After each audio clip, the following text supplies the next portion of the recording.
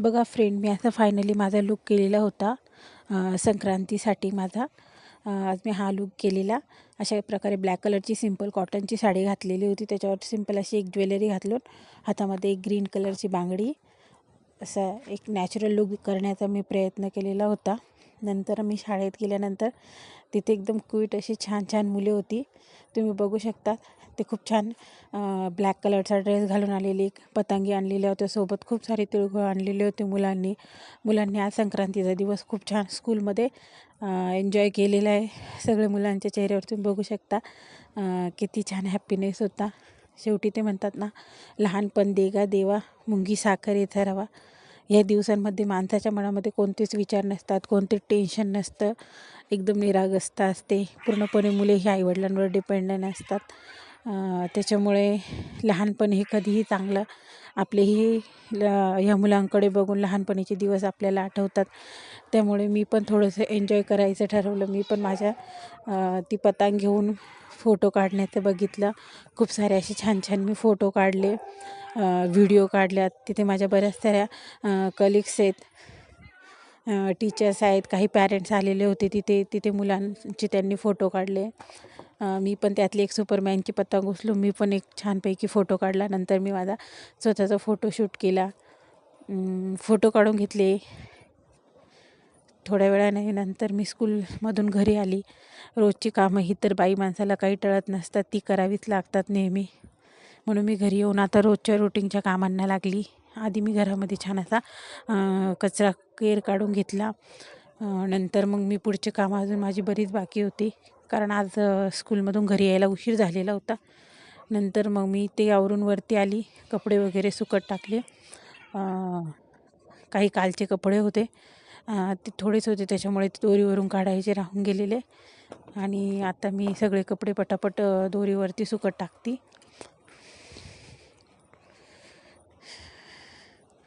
अजून बरीच कामी पडलेली आहेत माझी.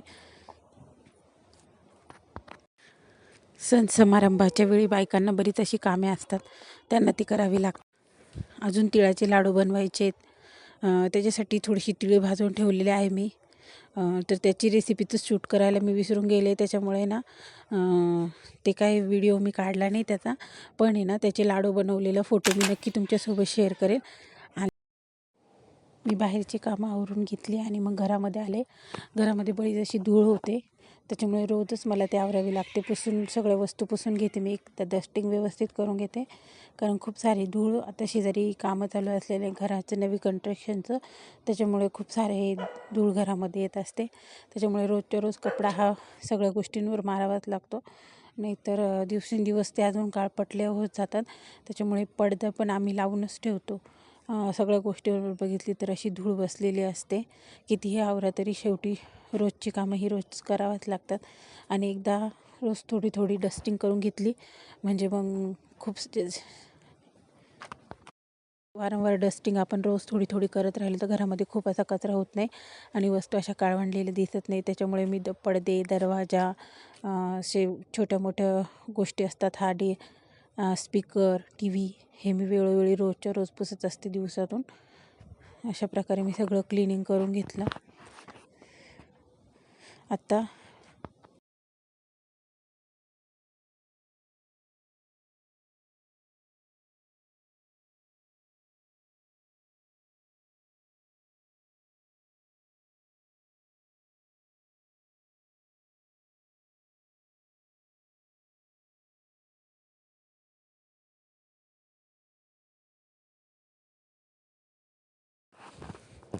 फ्रेंड, ही कपडे मी किती वेळा आवडले तरी या कपड्यांचा पसारा हा नेहमी होतच राहतो, कारण रोजच्या वापरातले कपडे असल्यामुळे त्यांचा पसारा हा होणारच.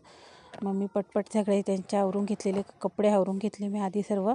आणि हा जो वरती दोरी दिसते हा कृष्णाची झोळी आहे, कारण कृष्ण आहे ना अजूनही झोळीतच झोपतो. कारण की ना तो बाहेरून व्हॅनमधून आला ना तर त्याला झोपावंसं वाटत नाही, तो नुसता खेळायचा बोलतो. आणि मुलं म्हटलं की खेळणं आलंच आणि की तू जास्त खेळू नये आणि थोडंफार दुपारी त्याने आराम करावा, याच्यासाठी मी त्याला झोळीमध्ये घालते, म्हणजे तो लवकर झोपी जातो. अशा प्रकारे मी सगळं कपड्यांच्या पटापट घड्या घालून घेतल्या फ्रेंड्स. आणि आता मला पण दुपारी थोडासा आराम करावासा वाटतो आहे, कारण आजचा दिवस हा बराच थकल्यासारखा होता.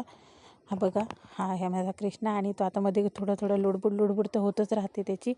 आता तो उठून बघतो आहे की मम्मी काय करते, असं कॅमेऱ्यामध्ये उठून तो सारखा बघतो आहे. हे बघा फ्रेंड, मी सगळ्या कपड्यांच्या घड्या घालून घेतले. आता ते व्यवस्थित ठेवते. अजून अशी घरातली बरीच कामे जी आवरायची आहे. चला, मी अशा प्रकारे माझं वर्क कंप्लीट करून टाकलं आहे. आता वेळ झाली याला झोपवण्याची, संध्याकाळची वेळ झाली फ्रेंड्स. तर आता आम्ही आईस्क्रीम खाण्यासाठी बाहेर चाललो आहे. आम्ही इथेच जवळपास एक आईस्क्रीमचा स्टॉल लागतो, तिथे आम्ही आईस्क्रीम घेण्यासाठी गेलो आहे गाडीने. यांना आईस्क्रीम खायची नव्हती, त्याच्यामुळे हे थंड आणायला गेले त्यांच्यासाठी कोल्ड्रिंक, आणि मी माझ्यासाठी आईस्क्रीम घेतली. आता आईस्क्रीम घेऊन आम्ही चाललो आहे घरी. अशा प्रकारे आजचा दिवस होता.